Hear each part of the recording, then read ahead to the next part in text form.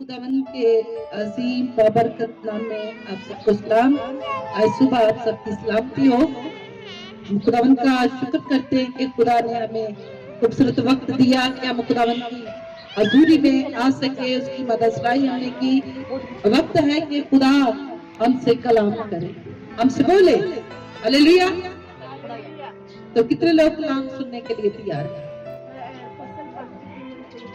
फसल पक चुकी और मजदूर थोड़े हैं। तो हमने खुदा के कलाम को जो सुनते हैं उसको क्या रखना है? याद भी रखना है, अपने दिल में रखना है, दिल की तख्ती पर उसे लिखना है। तो ये कौन सा महीना है इसमें से हम गुजर रहे? रोजों का। खुदा ने हमें एक बार फिर ये मौका दिया और ये खूबसूरत महीना में दिया ताकि हम रोजे रखकर खुदा के करीब जाए, खुदा से बरकत पाए, खुदा उनसे कुव्वत पाए और अब्लीस का डट कर क्या कर सके, मुकाबला कर सके। जब हम रोजे रखते हैं तो हमारी रूह जो है वो ताकतवर होती है और फिर हम अब्लीस को हराते हैं। हालेलुया। अब्लीस जो हमारा दुश्मन है वो चाहता है कि हमारा ताल्लुक खुदा के साथ टूट जाए, लेकिन हमने इसको बहाल रखना है। कैसे? रोजा रखकर, दुआ करके, खुदा के कलाम को पढ़कर। हालेलुया। तो हम खुदावंद के मुकद्दस कलाम में से आज देखेंगे रोजे के ताल्लुक से। यीशु मसीह ने भी रोजा रखा, 40 दिन और 40 रात उसने फाका किया, क्योंकि यीशु मसीह की जंग अब्लीस के साथ होने वाली थी और उसने उसको हरा दिया। इसलिए तो वो दुनिया में आया था कि उसको क्या कर सके, हरा सके। हालेलुया। मेरे साथ निकाले मुकद्दस मत्ती रसूल की अंजील, उसका 4 बाब उसकी पहली आयत में से खुदा के कलाम में से पढ़ेंगे। कितने लोग हैं जो बाइबल मुकद्दस को पढ़ सकते हैं? जितने लोग बाइबल को पढ़ सकते हैं वो अपनी बाइबल अपने साथ जरूर लाया करें और अपने साथ पेन और डायरी भी जरूर लाया करें, ताकि आप उसको नोट करें तो आपको याद रहेगा। आपको कहीं भी और जाकर कलाम को बयान करना पड़े तो आपको याद होगा। खुदा के कलाम में यूं लिखा हुआ है, मुकद्दस मत्ती रसूल की अंजील उसका 4 बाब उसकी पहली आयत में से हम पढ़ेंगे। खुदा के कलाम में से, खुदा के कलाम में लिखा हुआ है, उस वक्त रूह यीशु को जंगल में ले गया ताकि अब्लीस से आजमाया जाए और 40 दिन और 40 रात फाका करके आकर को से भूख लगी और आजमाने वाले ने पास आकर उससे कहा, अगर तू खुदा का बेटा है तो फरमा कि ये पत्थर रोटियां बन जाए। उसने जवाब में कहा, लिखा है कि आदमी सिर्फ रोटी ही से जीता ना रहेगा बल्कि हर बात से जो खुदा के मुंह से निकलती है। तब अब्लीस उसे मुकद्दस शहर में ले गया और हैकल के किनारे पर खड़ा करके उससे कहा कि अगर तो खुदा का बेटा है तो अपने दाएं नीचे गिरा दे, क्योंकि लिखा है कि वो तेरी बाबत अपने फरिश्तों को हुक्म देगा और वो तुझे अपने हाथों पर उठा लेंगे। ऐसा ना हो कि तेरे पांव को पत्थर से ठेस लगे। यीशु ने उससे कहा, ये भी लिखा है कि तू खुदावंद अपने खुदा की आजमाइश ना कर। फिर अब्लीस उसे एक बहुत ऊंचे पहाड़ पर ले गया और दुनिया की सब सल्तनतें और उनकी शान और शौकत से दिखाई और उससे कहा, अगर तू झुक कर मुझे सजदा करे तो ये सब कुछ तुझे दे दूंगा। यीशु ने उससे कहा, ऐ शैतान दूर हो, क्योंकि लिखा है कि तू खुदावंद अपने खुदा को सजदा कर और सिर्फ उसी की इबादत कर। तब अब्लीस उसके पास से चला गया। देखो फरिश्ते आकर उसकी खिदमत करने लगे। खुदा के कलाम पढ़े सुने जाने पर खुदावंद की बरकत हो। जहां पर हम देखते हैं, अगर ऊपर 13 आयत में आप पढ़े तो वहां पर यीशु मसीह ने जब बपतिस्मा लिया, जब यीशु मसीह 3 साल के हुए, उसने यूहन्ना से बपतिस्मा लिया दरिया यरदन में जाकर, और यीशु मसीह ने जब बपतिस्मा लिया और उसके बाद वो बियाबान में जंगल में चला गया और फिर उसने 40 दिन और 40 रात फाका किया, रोजा रखा। अब यीशु मसीह के सामने कितनी आजमाइशें रखी गई, कितनी रखी गई? 3 आजमाइशें यीशु मसीह के सामने रखी गई, और ये 3 आजमाइशें जो है, इब्लीस जो है वो इंसान के आगे भी रखता है। वो चाहता है कि हमारा राज, हमारा ताल्लुक, हमारी रफ़ाकत खुदावंद की हजूरी से टूट जाए और हम इब्लीस की बात को माने, क्योंकि इब्लीस जो है वो नहीं चाहता कि हमारी रफ़ाकत खुदा के साथ रहे। तो यही 3 आजमाइशें उसने बागे अदन के अंदर हवा के सामने भी रखी, औरत के सामने भी उसने वो आजमाइश रखी। आदम तो उसकी जाल में ना आ सका, लेकिन जब खुदा ने औरत को बनाया तो औरत जो थी उसने उसका कहा मान लिया, उसने कहा ये बात मेरी मानेगी, और उसके सामने भी 3 आजमाइशें रख दी, जिसमें वो उसकी लपेट में आ गई और गुनाह के अंदर गिर गई, और उसने जाकर आदम को भी वो फल दिया और दोनों नंगे हो गए, खुदा से दूर चले गए, खुदा के साथ रफ़ाकत उनकी टूट गई। वो कौन सी आजमाइशें हैं? पैदाइश की किताब उसका 3रा बाब उसकी 6 आयत में लिखा है, औरत ने जो देखा कि वो दरख्त खाने के लिए अच्छा है। पहले कौन सी बात रखी कि वो दरख्त जो है देखने के लिए क्या है? अच्छा है,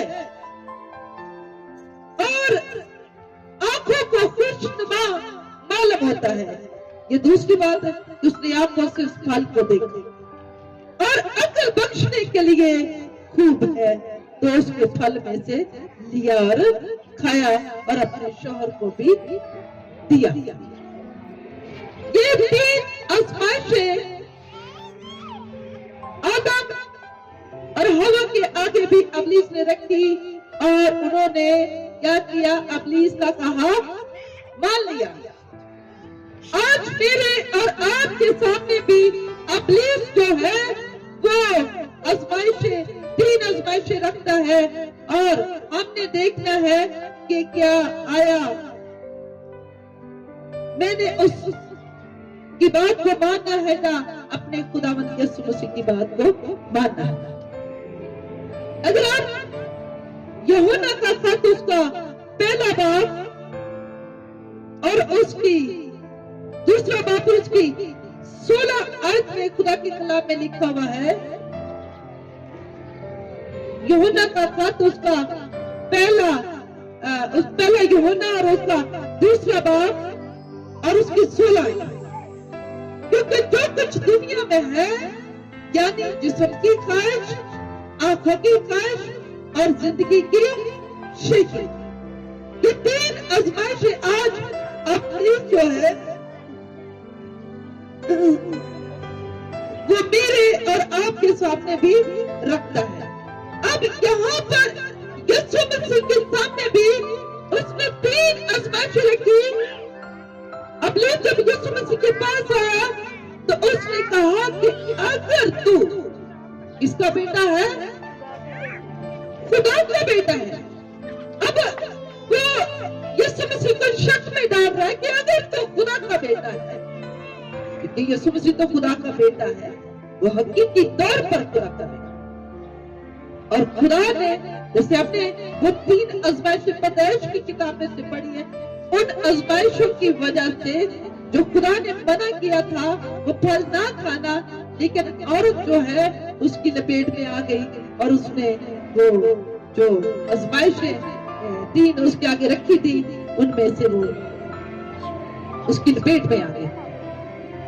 अब यीशु मसीह को इब्लीस कहता है, अगर तो खुदा का बेटा है तो क्या कर, तेरे लिए पत्थर क्या बन गए, रोटी बन गई।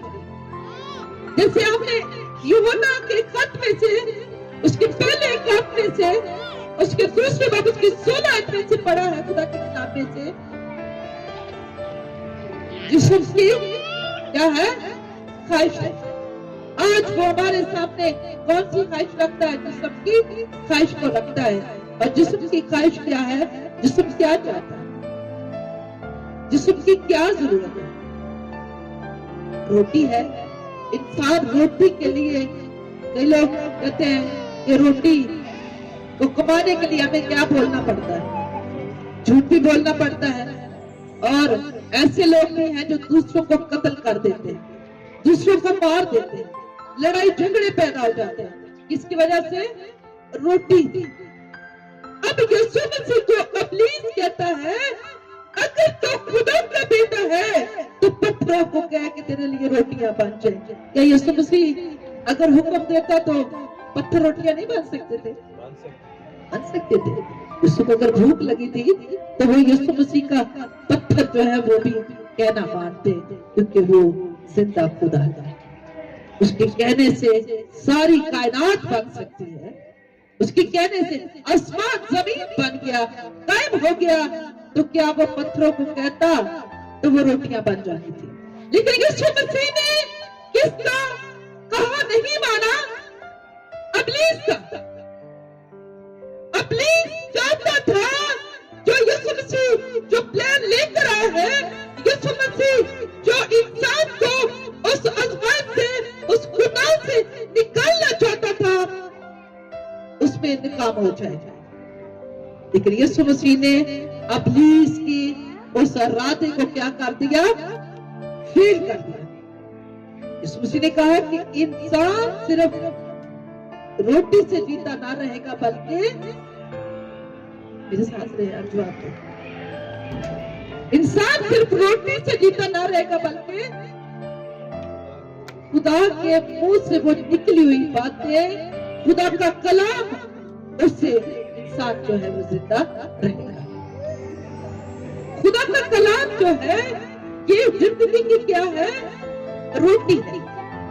ये हमारे रूह को ताजगी देती है। अगर आप रोटी ना खाएं, आजकल जैसे रोजे हैं तो शाम से शाम तक रोजा जब रखते हैं लोग, तो उस वक्त उन्हें क्या लग जाती है, भूख लग जाती है। वो चाहते हैं कि हमें जल्दी से क्या मिल जाए, रोटी मिल जाए। अब अपने जिस्म की फिक्र करते हैं, क्यों हम रोटी खाते हैं।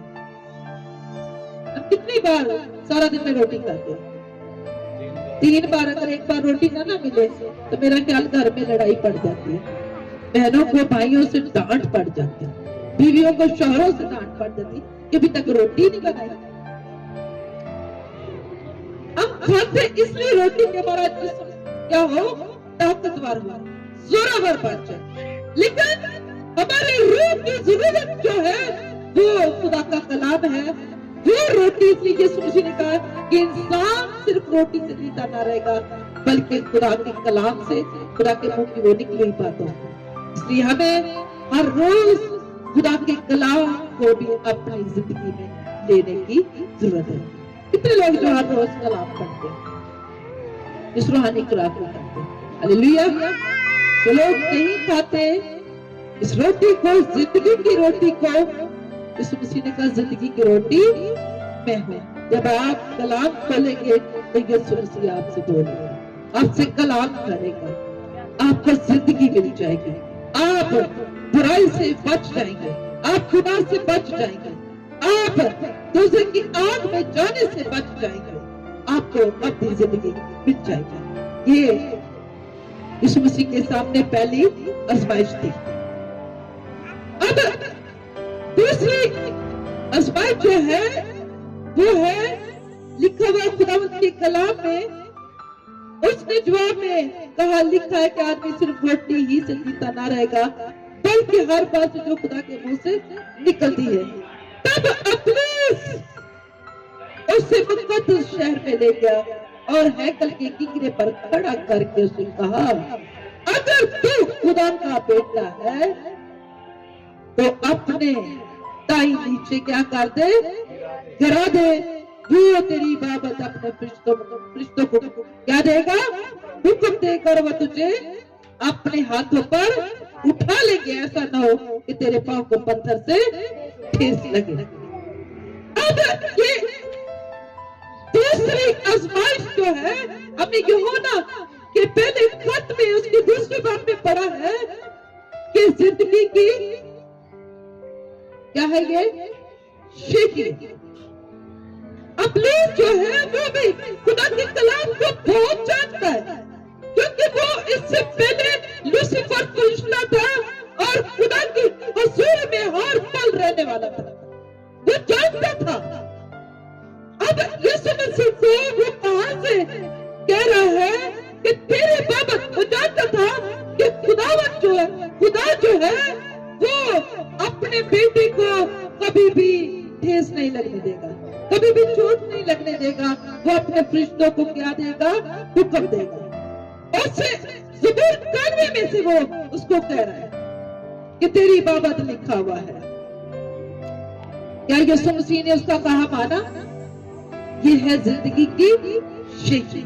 हमारे पास कुछ आ जाए, हमारे पास इल्म आ जाए, हमारे पास तालीम आ जाए, हमारे पास कोई दुनिया की और चीजें आ जाए तो हम शेखियां मारते हैं, हम दूसरों को हकीर जानना शुरू कर देते हैं। हमें दूसरों से क्या करना है, प्यार करना है, मोहब्बत करनी है। अब यीशु मसीह ने इब्लीस का कहा नहीं माना है। और फिर इसके बाद तीसरी आजमाइश 8 आयत में लिखा है, फिर इब्लीस उसे एक बहुत ऊंचे पहाड़ पर ले गया और दुनिया की सब सल्तनतें और उनकी शान और शौकतों से दिखाई और उसे कहा, अगर तू झुककर मुझे सजदा करे तो ये सब कुछ तुझे दे दूं। ये क्या है, ये दुनिया की, ये आंखों की ख्वाहिश है। ये दुनिया की चीजें जो है ये आंखों की ख्वाहिश है। जैसे हमने यूहन्ना के खत में पढ़ा कि आंखों की ख्वाहिश, आपके पेट की जो भूख है वो तो आप 2 रोटियां खा लेंगे, 3 खा लेंगे, आपके पेट की भूख मिट जाएगी, खत्म हो जाएगी उसके बाद। लेकिन जो आंखों की ख्वाहिश है, आंखों की भूख है, ये कभी भी नहीं मिलती। लोग सारी रात भी फिल्में देखते रहे तो वो उनकी आंखें थकती नहीं, ये थक जाती है। लेकिन अब खुदा की हुजूरी में झुकना हो तब थक जाते। जिंदगी की रोटी खाने की बात आए, फिर हम कहते हैं जब कलाम होता है तो हमें क्या आती है, नींद आती है, क्योंकि हम सुनना नहीं चाहते। अब इब्लीस यीशु मसीह को ऊंचे पहाड़ पर, ऊंची जगह पर खड़ा करता और दुनिया की सारी शान और शौकतों से दिखाता। अब शान और शौकत का मालिक कौन? दुनिया की चीजों का मालिक कौन? यीशु मसीह है, जिसने सब कुछ बनाया। लेकिन फिर भी इब्लीस उससे कहता है कि ये सारी दुनिया की चीजें मैं क्या करूंगा, तुम्हें दे दूंगा, क्योंकि वो इन चीजों का जबरदस्त क्या बना बैठा है, मालिक। हालांकि वो मालिक नहीं है। अगर वो मालिक नहीं है तो जब यीशु मसीह आएंगे और वो अदालत में बैठेंगे, तख्त पर बैठेंगे, इंसाफ करेंगे, तो इब्लीस वो 1000 साल क्या करेगा, उसको बंद कर देगा। लेकिन वो चाहता था कि यीशु मसीह मेरा कहा माने, और उसमें ये 3 आजमाइशें रखी और यीशु मसीह तो उसे क्या जवाब देता है?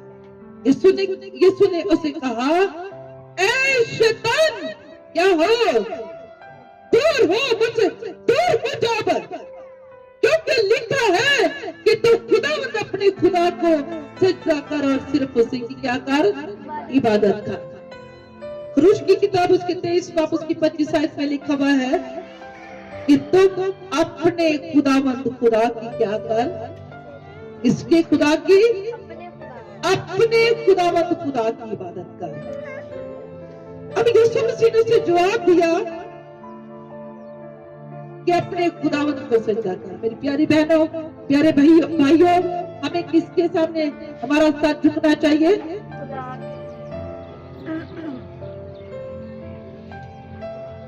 ऐसे खुदा के लोग हैं, खुदा के बंदे हैं जिनका बाइबल मुकद्दस में जिक्र आता है, जो किसी इंसान के सामने नहीं झुके, चाहे वो कितना भी बड़ा क्यों हो, चाहे वो बादशाह भी क्यों हो। मर्दगी जो मलका आस्तर का भाई था, जब अमान गुजरता था तो वो उसे झुक कर सजदा नहीं करता था, उसको गुस्सा आया था। क्यों नहीं झुकता था मर्दगी? कि वो जिंदा खुदा के सामने उसका सर झुकता था। दानिएल जो था खुदा का बंदा, वो भी खुदा के सामने झुकता था, किसी इंसान के सामने वो ना झुका। वो 3 बार खुदा की हुजूरी में जाता और उसको सजदा करता, क्योंकि खुदावंद सजदे के लायक है। आप उसको 100 दफा भी सजदा करें, 1,00,000 दफा भी सजदा कर ले तो बहुत ही कम है, क्योंकि उसने बेशुमार बरकतों से हमें नवाज रखा है। उसने जिंदगी का दरवाजा खोल दिया, उसने बाप के साथ मिलाप करा दिया। कोई ऐसी हस्ती नहीं है जो निजात दे सके, जो छुड़ा सके, जो बचा सके। यीशु नाम है जिसका नाम सब नामों से आला नाम है। आसमान के तले, जमीन के ऊपर, आदमियों में से दूसरा कोई नाम बख्शा ही नहीं गया सिवाय यीशु नाम। हालेलुया।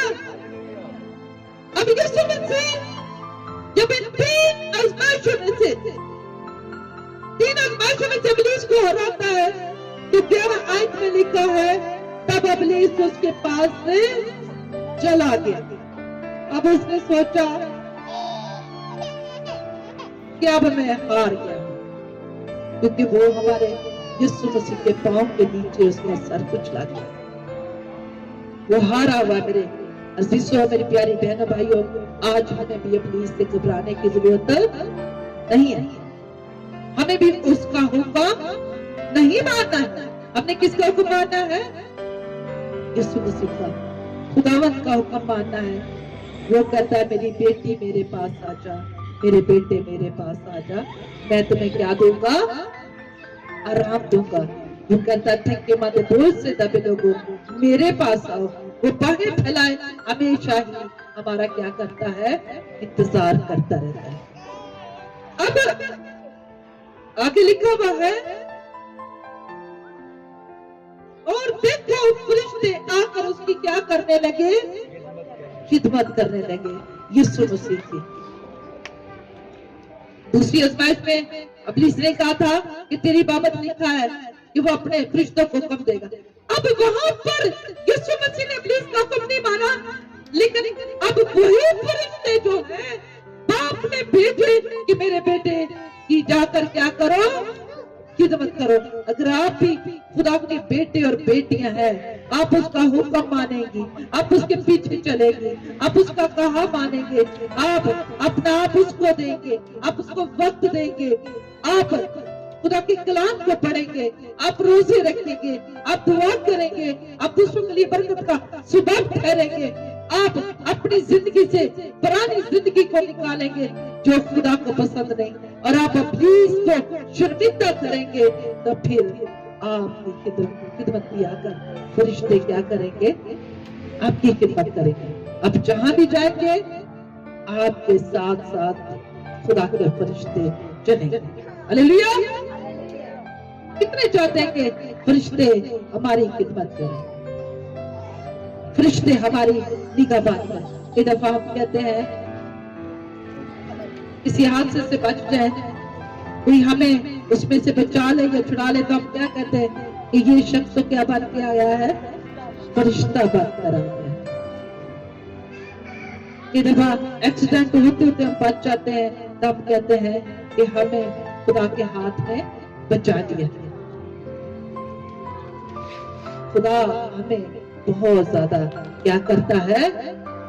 प्यार करता है, मोहब्बत करता है। मेरे अजीजों, आप चाहे जितना मर्जी भी इस दुनिया में भागते रहे, रोटी की तलाश करते रहे, आप अपनी एक ख्वाहिशों के लिए अपनी जरूरतों को पूरा करने के लिए जितना मर्जी भागते रहे, जब तक आपकी जिंदगी के अंदर यीशु नहीं है तो वो सब कुछ ही बेकार है। आप अपनी जिंदगी में यीशु मसीह को वेलकम करें। आज आप यीशु को कहें कि यीशु मैं अपना दिल तुझे देता हूँ और मैं अपना दिल तुझे देती हूँ। फिर आपको किसी भी चीज की जरूरत होगी आप उससे मांगेंगे, वो आपको मांगने से पहले ही दे देगा।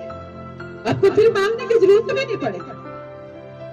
एक बच्चा फरमाबरदार माँ बाप का होना, वो अच्छा काम करे, माँ बाप की मर्जी के मुताबिक करे, तो माँ बाप जो है वो बच्चों को खुद ही वो चीज दे देते हैं जो उसकी जरूरत होती है। ऐसा होता है ना।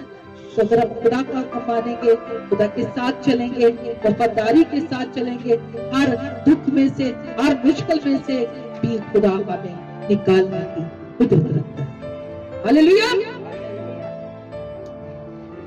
आज मेरे अजीजों, इस कलाम को अपनी जिंदगी के अंदर जरूर लेकर जाएं। जबकि रोजे है, आप रोजे रखें, अपने खानदान के लिए रखें, अपनी जिंदगी के लिए रखें। समझे, जब हम रोजा रखते हैं तब खुदावंद के दरवाजे को खटखटाते हैं।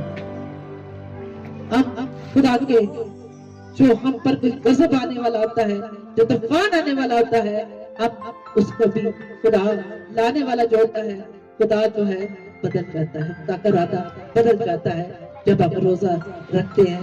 लेकिन रोजा रखकर हमने क्या बनना है? खाकसार बनना है और इब्लीस को हराना है, इब्लीस को शिकस्त देनी है, इब्लीस को अपनी जिंदगी से दूर करना है, उसका कहानी माना। आपने भी कहना है, ए इब्लीस मुझसे क्या हो, दूर हो जा। क्योंकि खुदावंद यीशु मसीह ने अपने लोगों को, अपने शागिर्दों को, अपने बेटे बेटियों को ये अख्तियार दिया है कि सांप और बिच्छुओं को कुचलो और इब्लीस की सारी कुदरत पर क्या जो गालिब आ जाओ। तो आप ही गालिब आ सकते हैं। आज के कलाम के वसीला से मुझे और आपको खुदा बहुत बरकत दे और अमल करने का फजल बख्शे।